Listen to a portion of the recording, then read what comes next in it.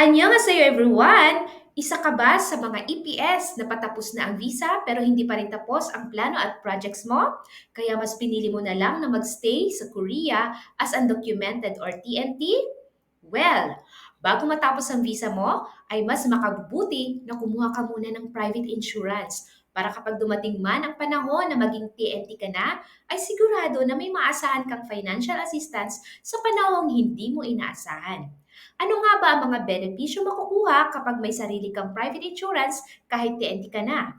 Kapag undocumented ka ng maninirahan ng Korea, ay mawawala na lahat ng government benefits mo.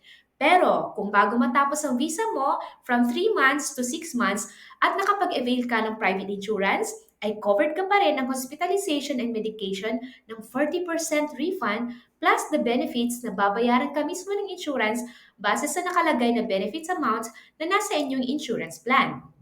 And hindi lang po yan, kapag dumating ang panahon na magdesisyon ka ng umuwi sa Pinas for good, mula 2 taon nung ikaw ay nag-avail ay makakakuha ka ng percentage of refund depende sa haba ng iyong paghuhulog. Kaya protektado ka na, may pandagdag savings ka pa.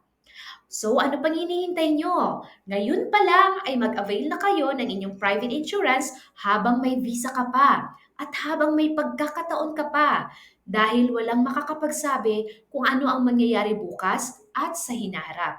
Kaya dapat ngayon pa lamang ay paghandaan mo na. Palaging tatandaan, sarili mo ang iyong puhunan para matupad mo ang mga plano at pangarap mo para sa iyong mga mahal sa buhay. At kaya, para sa karagdagang impormasyon at libreng konsultasyon ay tumawag lamang sa numero 010-5346-7600 o paalala palagi ng GDI, maging protektado ng ang pangarap ay mas sigurado. Annyeong!